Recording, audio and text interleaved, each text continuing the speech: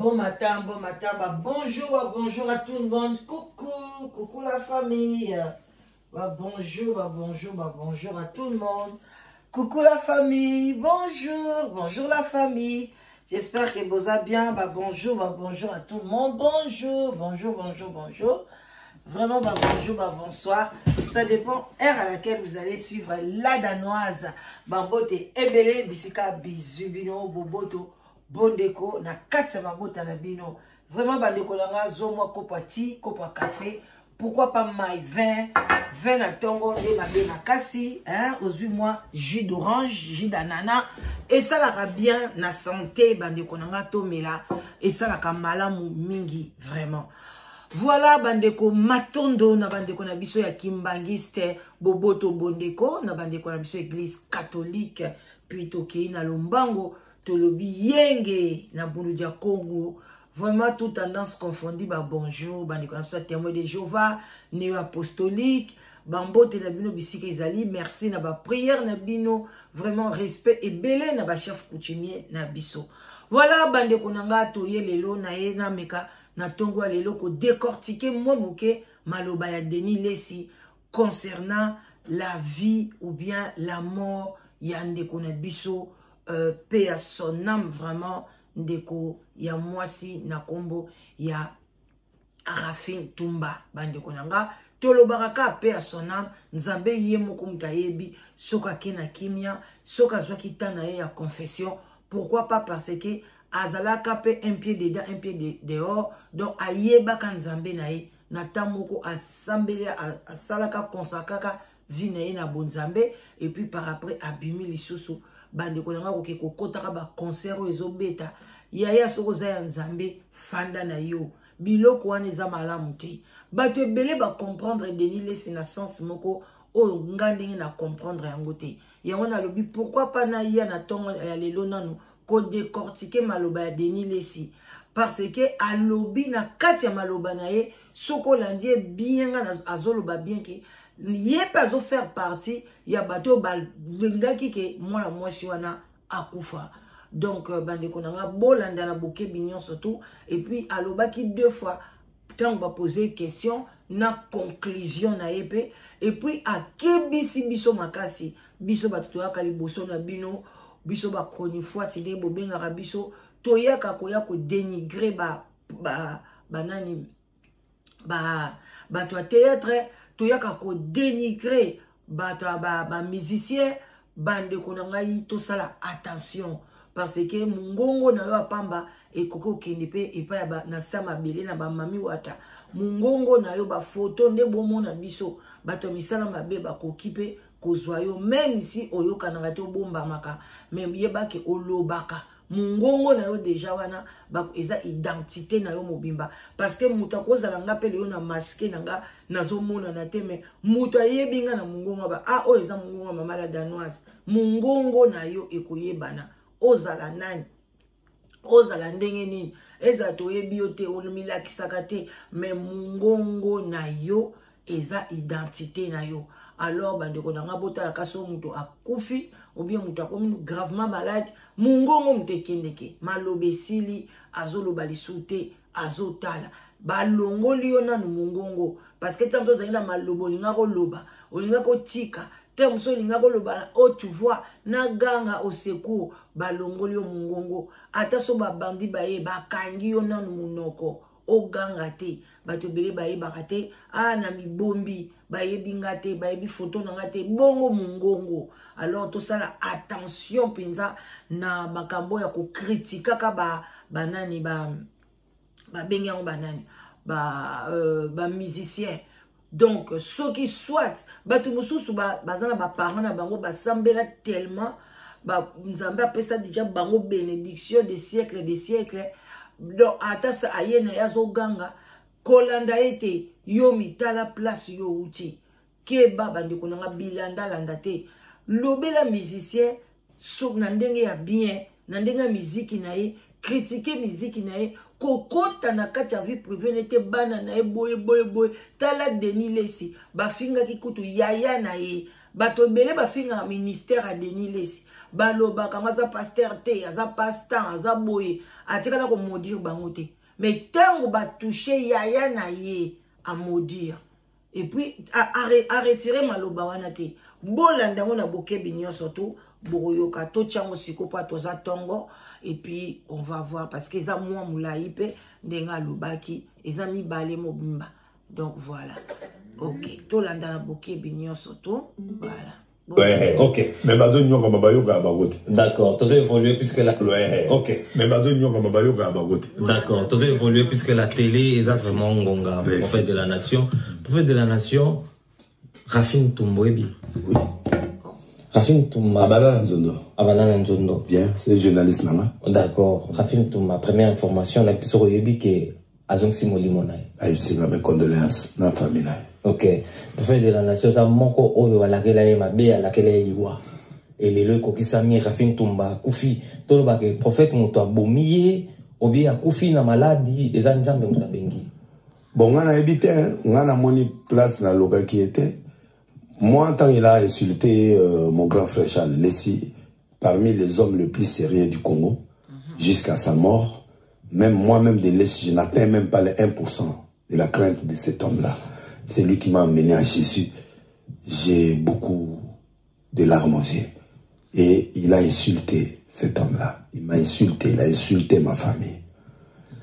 La réponse, on a appelé ça qui est, et ça là qui est, il mon père, l'église sur la TV de l'Est, la réponse que j'ai donnée à cette sœur, c'était la tikyo na mboka tata. C'est tout. Un évêque a le pouvoir de maudire, au ça 5 minutes, au ça une semaine, au ça 2 semaines, au kufa. Mais on a la maudire, nabi moi na maudire yote, au ya kufa. La tikyo na mboka nzambe. Donc, yo maudissa été. Otika indi na maboko ya tata. Plus dangereux encore que ça. Maintenant, la tika ya maboko ya tata. Boyoki. Ngai na maudissa été. On comprend pas ce qui na lobaki alinga sala une semaine te. Mais atiki ye na maboko ya tata. Tangu yo tiki ye na maboko ya tata. Otiki na motema ya malamu. Ke nzambe beni mwana mwasi oyo. Limbisa ye na oyo nyonso afingi. Afingi biso, afingi papa, ndeko nanga mobile, afingi famille nangai, afingi yango pe sur base de quoi? Mutu akufa ki asala ki nini? Otiki ye na maboko ya tata po na papa sa nini? Akata likamu na ye. Lokola pe nzambe azalaka la en colère. Azo zela siko yo mutu batiki, oya ko se repentir, o senga pardon, mais o sali yango te. Oye lisusu, oyoki nga lobi, o lobi okobangi sangai te. Alors, alobi, eza plus dangereux kutu malamu ya maudire yo ke atika yo na maboko ya papa. Cela veut dire asani. Bolandi place nuance wana. Bolandi o bien, bolandi nuance wana. Cela veut dire que atika ki nzambe ye moko asala ye mabe. Parce que ye mutu apesi accès wana et pas ya papa. Papa avandi na ye. Eza oko nzambe oya zoloba toyebi ete biso na bio. Est-ce que za nzambe asali likolo? Parce que bantu musu babengaka nzambe ezali nzambe te ezali nganga, ezali satana, ezali yango keba azoloba kaka nzambe. Est-ce que lobi si j'ai laissé ye na le Dieu oya sali les cieux et la terre, le Dieu d'Abraham, le Dieu d'Isaac, aujourd'hui notre Dieu? Non. Azoloba kaka nzambe. Et puis, ça sous plus dangereux que quand atika yo et pas nzambe wana.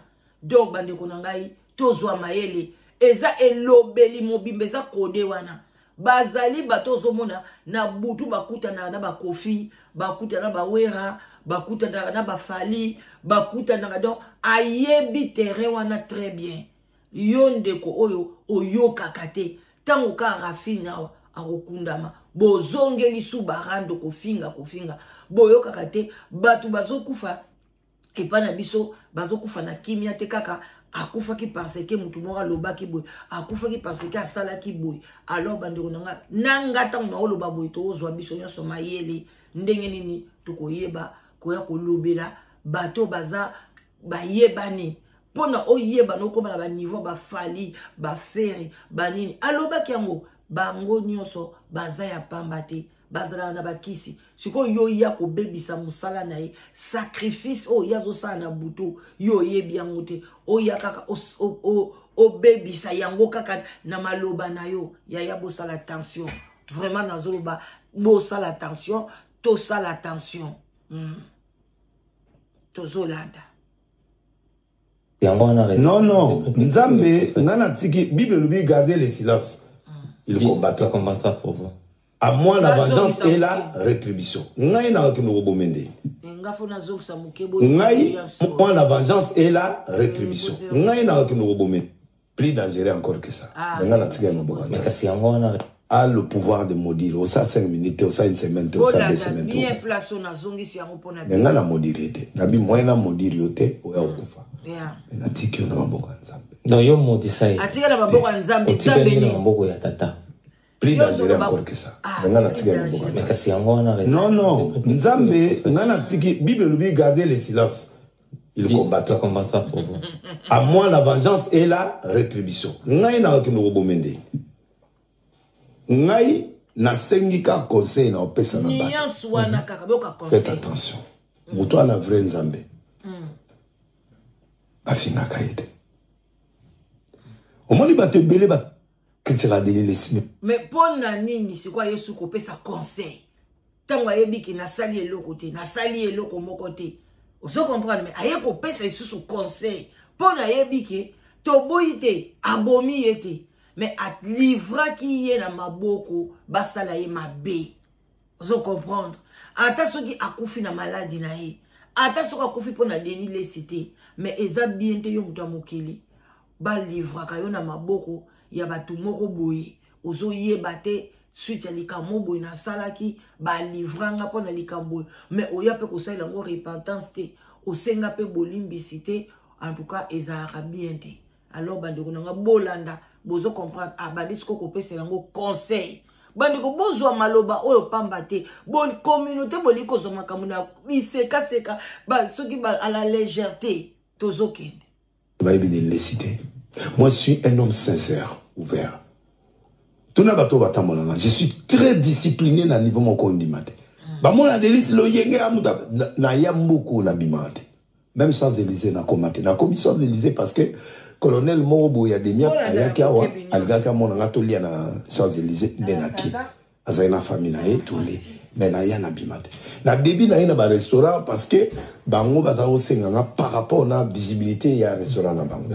Mais quand j'ai vu que beaucoup de gens veulent s'approprier de moi, na ba photo, ba mon ça, j'ai décidé de ne plus aller et de faire des photos avec des gens, sauf des gens serrés. Netiozaboye, tout ça photo, on fait la vidéo, mais des gens qui ne sont pas rassurants, ma fille, ma nini, je les écarte. Ok. Bateau, alors c'est là où, na moniango, na réseaux sociaux.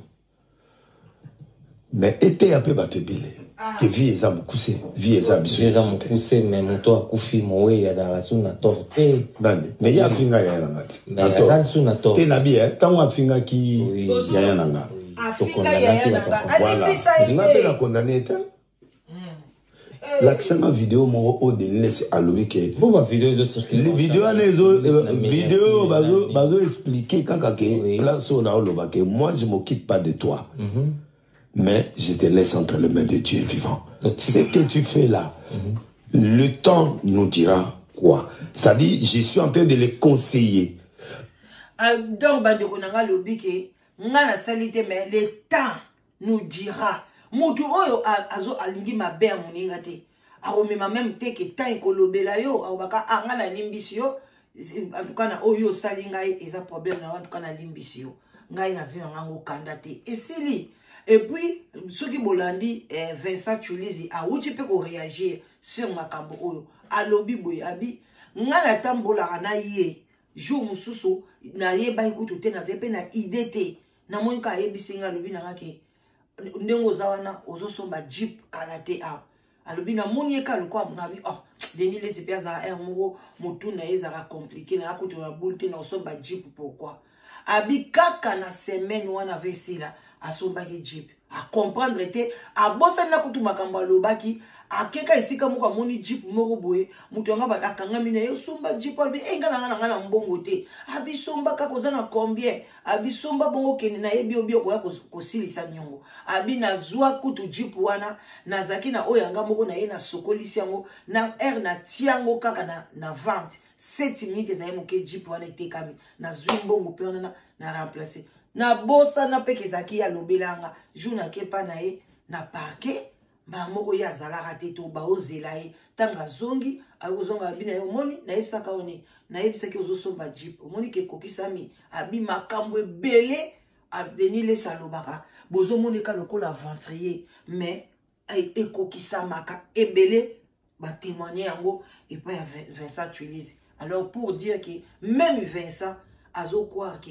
maloba ya Denis Lesi et kokai pe kokangande kona pisa mwasi. Alors ya ndengi wana même Denis Lesi ako yapeli bosa télévision te alobaka pole na lobaki yango azui apa aza mosai na nzambe mais azo sani azo tourner biso boy sokoza na et paso na oreille ou bien ya compréhension ou comprendre que toke bana maloba ya batu ya boy bomike bisa yaka kosala analyse ndenge nga na osala boy sans kofinga sans koloba mabe yo sala analyse négatif na positif mais kokota na bana na été kokota na vie privée na été ndenge bino boyo karate kofinga ka basi ya ba musicien kofinga ka boy na boy bato ebele malédiction elanda bango boto yebaka te ke Rafine Toumba na kati ndako na lelaka azalaka na pasi banda ba modisa ye ba malade bima ye kili to yeba te ebele ba bayaka na télévision o to yebi pété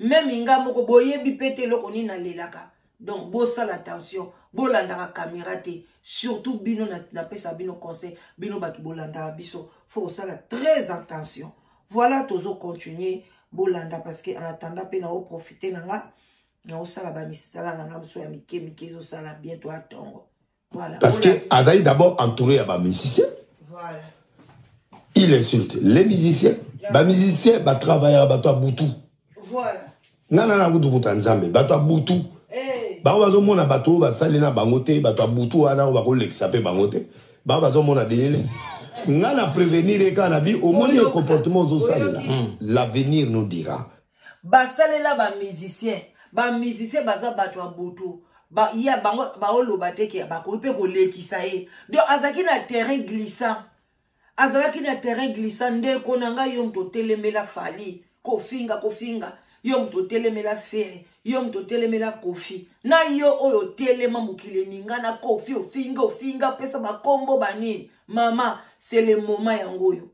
banda ko se repentir na ndenga solo koyateka kokoteli kofi sali bote yaka pena sera pardon longola ba kombo ba surnom oyo nyoso bopesa buaka yaya afrapaka kofi afrapaka même na liwana ye oyo bato bele bazoloba kofi paza na kati talaka bato bele nyoso bakini kufundo pa satana oyo kinganda ya fundio oyo boya ya fundio yaya soki bonzambe ka eza muke après ka concert pon muto akei bokeba. C'est pas bien. C'est pas bien. Donc en fait, souci, allez moi en langue. Et là, journaliste non, Ken Pena, Banape dans Zondo. Là, nous sommes Willy Makolo, Zebele, Bautana Zondo. Là, nous sommes moi sur Karine Mokos. Nous avons appelé ça Karine Micro. Pour comme journaliste, il y a Papa Popi. J'aimais beaucoup JDT. N'a pas espace dans Zondo. Dans une neve dans Bobo en Cameroun. Là, il y a Karine Mokos. Dans un ticket du Bango. Bah, sa émission, déplacé à semi micro. Donc, Karim Moukose, là où il est, il ne peut pas me contredire. Parce que c'est ça l'histoire. Vous comprenez? Donc, bref, Batou, Baye Bingati. Nanzela, nga Batou Bele, pe Bapima. Naya Mabe, Naya Maram. Oui, c'est le message nous repose. La petite condoléance dans la famille. Ok. Et puis, la famille journalistique. N'attaquez pas des hommes de Dieu. N'insultez pas les gens. Botambola pe malam envers Bazu. Botambola, non.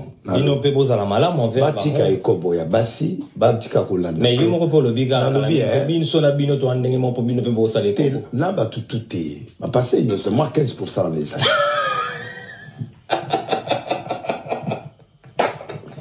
Les journalistes, vous devez vous à 30, Babanga Nzambe. Ils n'ont pas eu moins 15. Quand c'est pas pasteur ou un c'est le bangomingue za banane. Banane. Quand c'est pas journaliste, va dire que mon c'est pas pasteur. Ah oui. Là, pas musicien. Ok. La tête sur son comprend. Non, je comprends. Bangonde bazo quoi ça va passer rebelle parce que ça passer dans mbongo yo y a la matière. Ne bakaboli o appelle ces matières.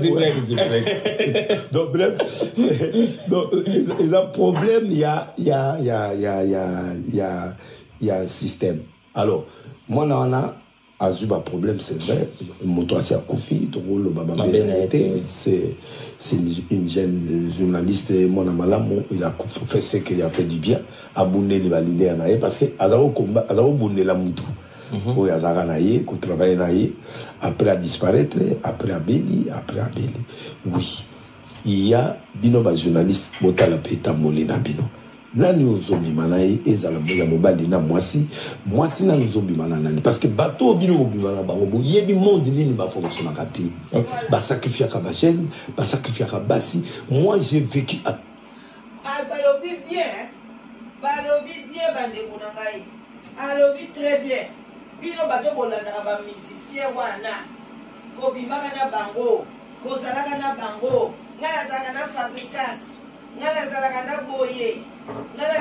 boye bande ko bozo kanga na oluka na musika posala attention bazo alobi belé no yena ngona live no tika ngo boye te alobi en tout cas papa va t'expliquer belé to landa un musicien 3 quarts ya ba musicien bana moto 3 quarts bande ko oyo toza na 4 quarts mais alobi siko 3 quarts donc 1 quart mutu baza malamu ngo pe 1 quart wana bayebani te bayokanaka te bayembaka pe musique esimbaka te mais 3 quarts donc presque bango nyonso baza na moto bokeba le baka yo mo pe zala journaliste ya moto yango wana biso bato bozala bamalanda ngombe te ba journaliste o bomona na ba chroniqueur ebele baza bandoki ebele pe baza na bakisi na bango.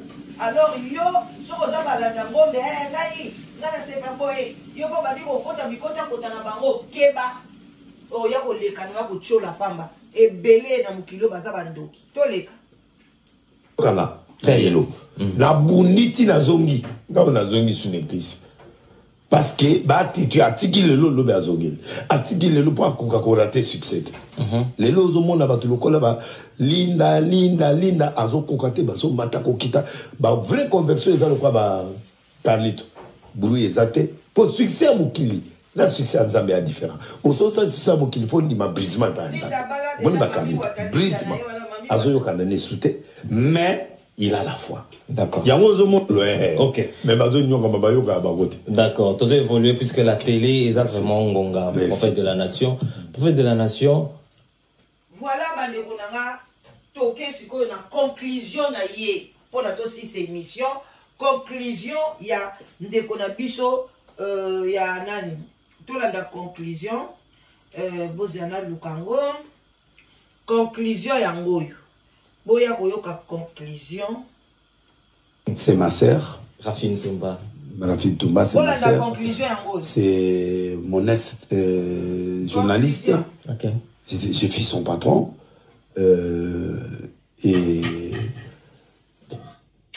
je l'avais laissé entre les mains du Seigneur après avoir insulté mon frère et toute ma famille. Je n'avais aucune rancune.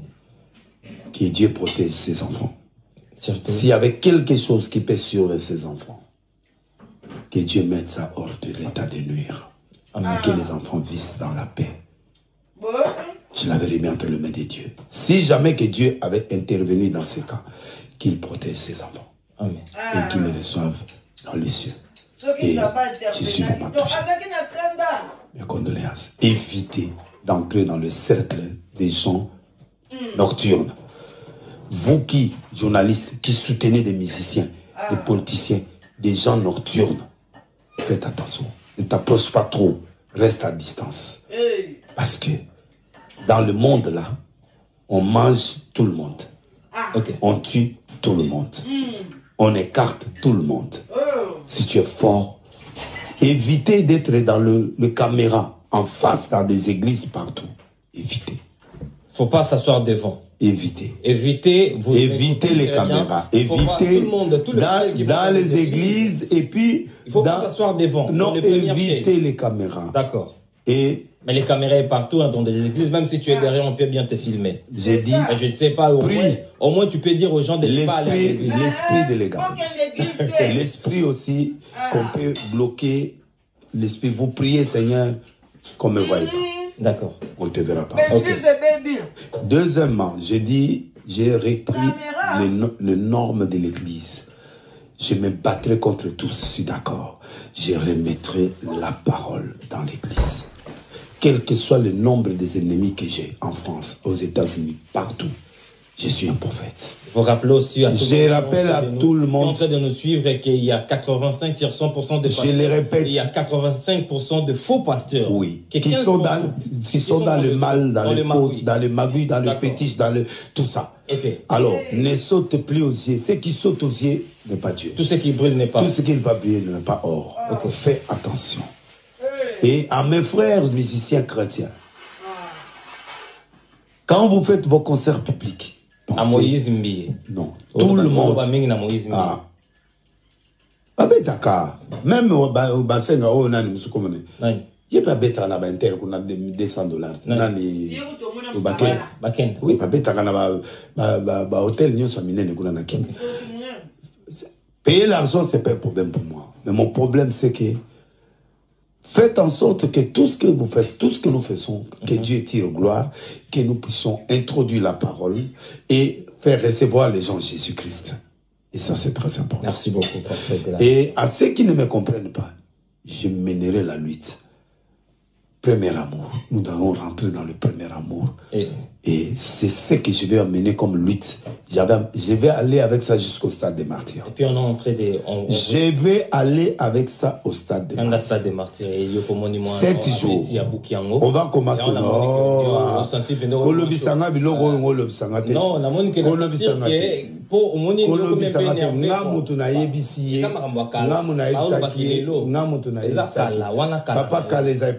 Il est le même hier, aujourd'hui, éternellement. On rappelait le source que un pasteur Moro a violé. On a 14 ans, Azan a limité. Et Azan limité. Oui, à cause de limité. À cause de la côté. Il y a la côté. Oui, l'église a mis les précédents. Limité. Réfléchir bien, c'est limité. Limité, hein? Oui. A violé, moi, on a 14 ans. Kalaming, t'es bon, on a fuité, donc. Et puis, Botika Pierre Casse. Pour Casse, Bolobi n'a pas violé. Bokangi, moi, ça m'a dit, mon le long d'aller côté d'Andako. Voilà, bande konanga, merci beaucoup, Nabino Nyonso, Bolandara, analyse, yala danoise. Likez émission et partagez. Nazo zelama commentaire, Nabino, Yakofinga, Yamalamuna, Yakitoko. Nyonso, ezalaka bienvenue, mais boke banakofinga. Boke banakofinga. Pesa commentaire na yo, parce que muto ozofinga, oyebi position na été. Nga na ye a na fingi mutute, yo fingi nga, oyebi nzambe na ngate. Alors makambo ete ya biso. Botala bandeko nde bazokende. Bomo nango lokwa maseki. Bandeko bokeba banzambe eza ebele. Ndeko Denis lesi animere nzambe nini te oyo a livra ki ndeko na biso. Bato ebele bazo comprendre lobiango eza yete. Non. Bolanda maloba na ye bien bozongela yango boko mona ke a livra ndeko pa nzambe wana akenda ko retirer yango te. Atika yango puis alobe isu yemo ke nzambe sokto osalaki yango vraiment et que ekufi ba limbisa banana ye parce que balobi malédiction qui t'a atteint la 4e génération. Tango yo leka ko finga, tango yo leka ko vanda wana, ofinga ka ozala msobota ka mwana moko. Cela veut dire que ozala bolingwa mwana wana te. Tango so ozala bana 4, cela veut dire que ozala bolingwa bana wana te. Parce que so ozala bolingwa bana wana, otambusa nzela na ona ko banga nzambe. Nzamba lobi nini asali biso toza ba miniature bomona ka botieka tchaka na ba télévision ya bato biso toza ko ba miniature ya bonzambe mon miniature euti pa ya nzambe donc il y a le biso toza ba miniature na ye tozo ko incarner muta ko loba pe maloba e kangio na kombo ya Nzambe. Alors toza na Élysée aloba kango ka pona baloba ki asali bandi botala niveau balobi kana mutu asali bandi kaka mais atine asambeli baluba ye ba dévorer bana wana bongo na ndenge modèle obino bovandaka 1 heure 2 heures bozo benga bato bazo benga bazo kota bazo finga et puis botika ko benga na ba live pona ko maudire bato lobi na landaki live moko concernant plénière peniel ba mama o bazo benga po ba côté la peniel bazo ko maudire bato na esala kingana ko banga na longoli ko to live vango na bino non mokina biso oyo bandoki baza ebele. Comment toi tu es là au comme modératrice ya live moko boye o modisaka bato pona bato baza contre peniel o baza contre peniel, c'est pas normal beaucoup za la avis na mutu moko te. Donc ce que oza pour ye bénir ye zala na ye ope baza contre ye ba fingete mais ba opesa ba vie na bango ke pona bango boye ebele pe bazalaka pour peniel lelo ba omona ke non asa mutu mo faut un mouvement faut kende liboso azo kende te ba lembi ba presser ba bras bo finga bango te mutu na mutazana analyse na ye. En tout cas botika na malamu musala malamu bon service na ba oba okene musala bonne chance na ba oba luka musala. Vraiment que Dieu soit avec nous. Bye bye.